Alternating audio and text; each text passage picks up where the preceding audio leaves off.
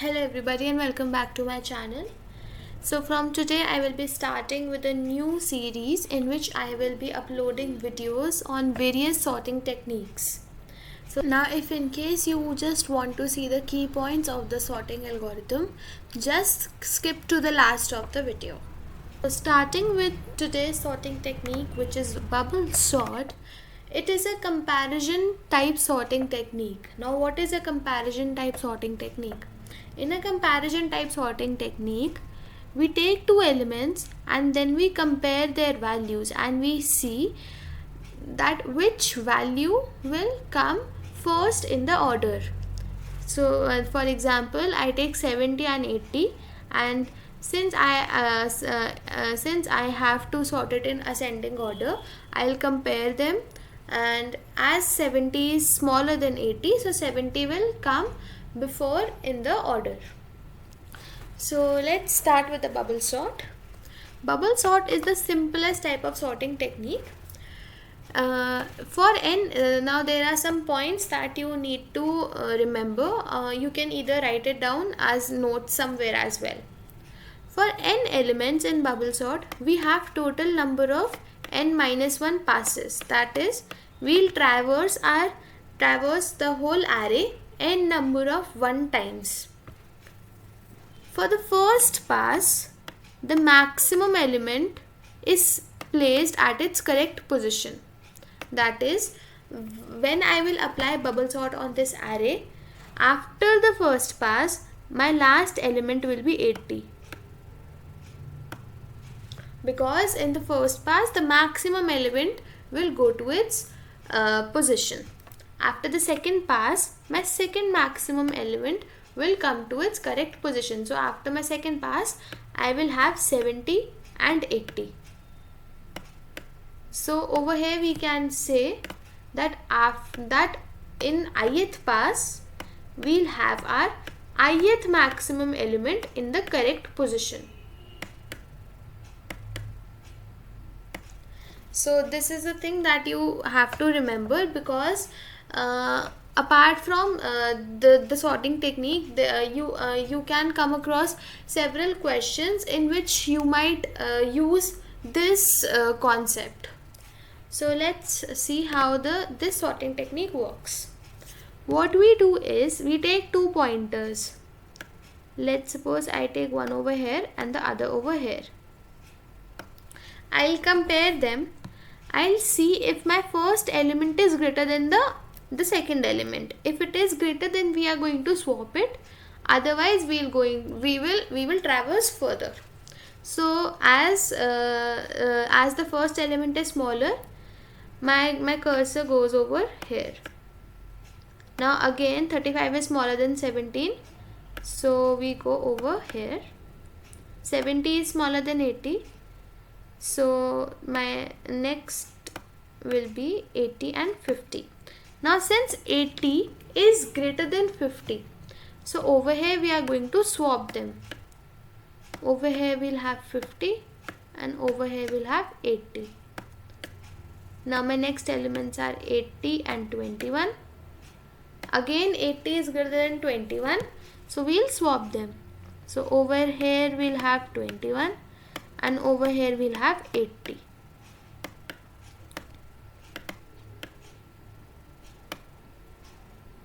Now in the next pass, my elements will be 80 and 15. Again 80 is greater than 15, so over here we'll have 15 and over here we'll have 80.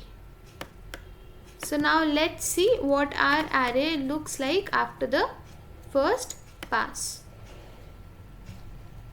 After the first pass, my array looks like 25, 35, 70, 50, 21, 15 and 80. Over here we can see that 80, which is the highest element, has come to its correct position. Now let's see what happens in the second pass. Over here we have 50, 21, 15 and 80.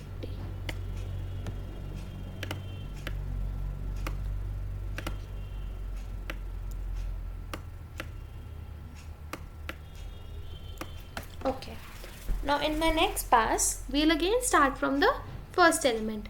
My elements will be 25 and 35, so they are in the correct order, so we'll go to next. Now my elements are 35 and 70, even they are in correct order.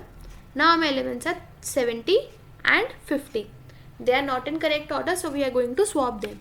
Over here we'll have 50 and over here we'll have 70. Now next two elements are 70 and 21, so they are in the wrong order, so over here we'll have 21 and over here we'll have 70.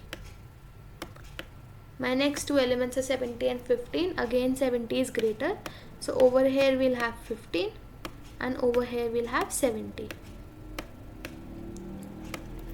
Now in the second pass, we already know that our last element is in the correct position, so it is not at all necessary in order to compare them, because this element is in the correct position. Even if we compare them, this element will stay over here only. So we can say that in the first pass we go up to last, that is we go up to our last element. In the second pass we go up to our second last element, because the last element is already sorted. And for the third pass we go up to n minus 2 elements and so on. This is the reason why we have n minus 1 passes, because when we are traveling, like once we are done up to our n minus 1 elements, except for the first element, everything is sorted. And since we know an element is sorted within itself, so our whole array is sorted. So now let's see what is the result after the second pass. After the second pass we have 25, 35, 50, 21, 15, 70 and 80. Now over here we can see that our last two elements are in its correct position. Now for the next pass, let's do it over here only. These two are in correct order, even these two are in correct order. Now we have these, so over here we'll have 20, 21 and we'll have 50. Now my next two elements are 50 and 15, even they are in wrong order, so over here we'll have 15 and then we'll have 50. Now since this area is sorted, so we are not concerned about it. So after my third pass, my elements are these: 15, 70, 80, 35, 25. Okay, and my last three elements are sorted. Now for the next pass, these two are in correct position, these two are not in correct position. So 25 was in correct position, that is for this pass it is in correct position. Then 35 is greater than 21, so we have to swap it. Over here 21 will come. Now we'll compare 35 with 15. Again 35 is greater, so we'll swap, and over here we have 15. Now 35 will not be compared with these, because they are already sorted. So over here we'll have 35, 50, 70 and 80. So this part of the array is sorted. Now for the fourth pass, 25 is greater than 21, so we'll swap it. Now 25 is also greater than 15, we'll again swap it. The rest of the array is sorted, so we are not going to compare it.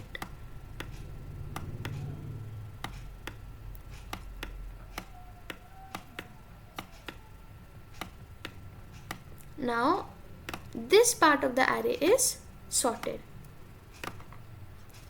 Now we are going to check these two. 21 is greater than 15, so we are going to swap it. And rest of the array is sorted, so we won't check for it. 25, 35, 50, 70, 80. Okay. Now over here we can see this part is sorted, but over here we have only a single element, and a single element is always sorted in itself, so our whole array is sorted.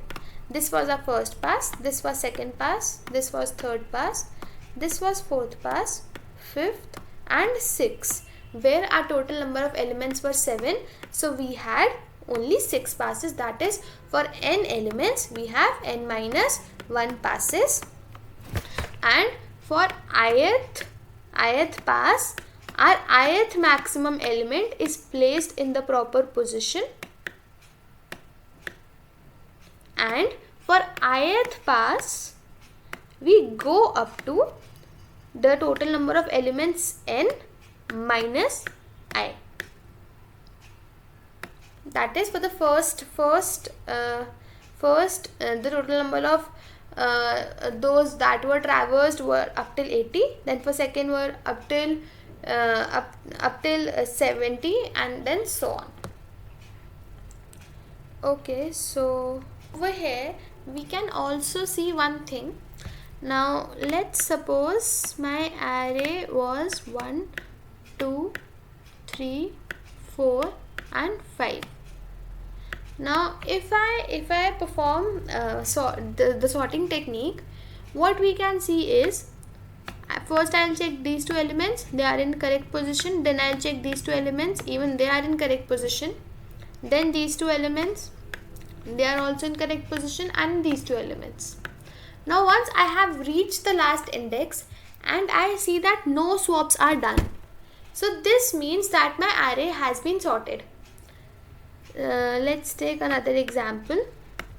Let's suppose if my array was 6, 1, 2, 3, 4, 5. Now we know that after our first pass, the maximum element goes up to its correct position. So after my first pass, my array will look like this. 6 will go at the last. Now when I'll do the second pass, no swaps will be done. So over here we can keep a check that if no swaps are present, that this means that my array is sorted and no more passes are to be done. The bubble sort technique, the actual bubble sort technique does not have this condition, but in case you want to optimize your coding algorithm, you can add this technique. And since this technique is not present in the actual bubble sort algorithm, the complexity of this technique is order of n square for all the cases. But if we add this particular check that if there are 0 swaps, so in that case, for my best case it will be order of n, and for my average and worst case it will be order of n square, because in my best case we'll get an sorted array, and only in one pass we can tell that it is already sorted. So now let's see how we can code this question. So over here I will have an array.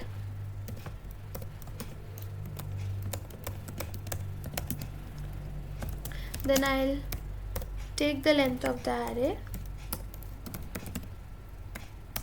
Okay. Now we know that we have to do n minus 1 passes. So I'll start from I is equals to 0. I is less than n minus 1. Now I have written I is less than n minus 1 because I am starting from 0. So I plus plus. Now this tells me that how many number of passes are to be done. Now over here we will have another loop which will traverse the array. Int j is equals to 0 and j will be less than n minus I minus 1. Now I have done this minus I because for the first pass the total number of elements that are to be checked are n minus 1. For the second it will be n minus 2 and so on, and j plus plus. Now over here we will see if my first element is greater than my second element. So we have to perform swap. So over here we will swap the elements.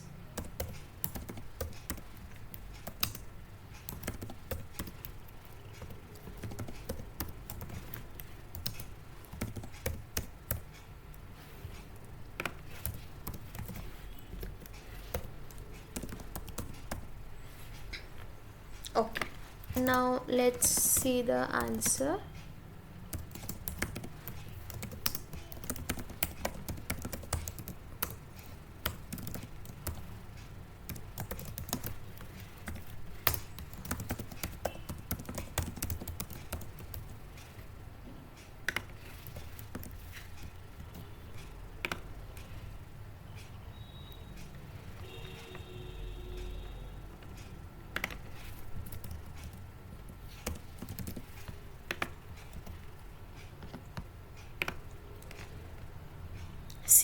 See some of the key points for bubble sort algorithm. First, it is a comparison based sorting technique.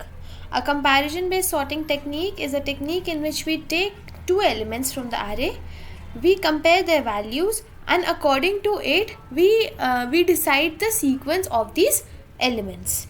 Second, the total number of passes required in bubble sort is n minus 1. Third, there are a lot of unnecessary swaps for every pass. We know that maximum number of swaps in any pass is n minus I minus 1, and I is the number of pass, and the minimum number of passes is 0. So over here whenever we traverse an array, there are a lot of swaps that are not necessary. Now swaps internally take a lot of time, not according to the time we depend upon or we rely upon. It takes a lot of CPU time. So the order of swaps is approximately of order of n square. Now in order to optimize the number of swaps, selection sort is introduced, and I will be discussing about selection sort in my next video. The next point is that in the ith pass, the ith largest element is placed in the correct position.